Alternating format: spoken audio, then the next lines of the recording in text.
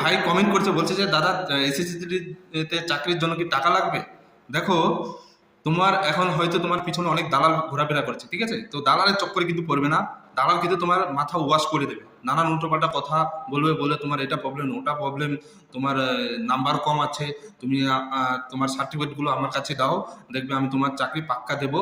ঠিক আছে, তোমার আগে প্রথমে তোমাকে টাকা দিতে হবে না, ঠিক আছে? শুধু তোমার অরিজিনাল সার্টিফিকেটগুলো আমার কাছে জমা রাখো, তাহলে তোমার চাকরি 100% হয়ে যাবে। দেখো, এরকম কথা কিন্তু দালাল অনেকে বলবে, ঠিক আছে? তো দালালের চক্করে কিন্তু একদম পড়বে না, ঠিক আছে? তারা তোমার মাথা হ্যাং করে দেবে, মাথা ওয়াশ করবে, ঠিক আছে? নানান কথা বলবে, নানান বাহানা বলবে, ঠিক আছে? তুমি তোমার নিজের যোগ্যতা, তোমার যদি বডি ফিট থাকে, তোমার যদি সেরকম ট্যালেন্ট থাকে, তাহলে তুমি 100% চাকরি পাবে।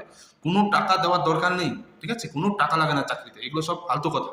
ঠিক আছে, এসএসসি চাকরির জন্য কাউকে টাকা দিতে লাগে না। তুমি যদি তোমার যোগ্যতা থাকে, তুমি 100% তুমি সেই জায়গায় সাকসেস হবেই, ঠিক আছে?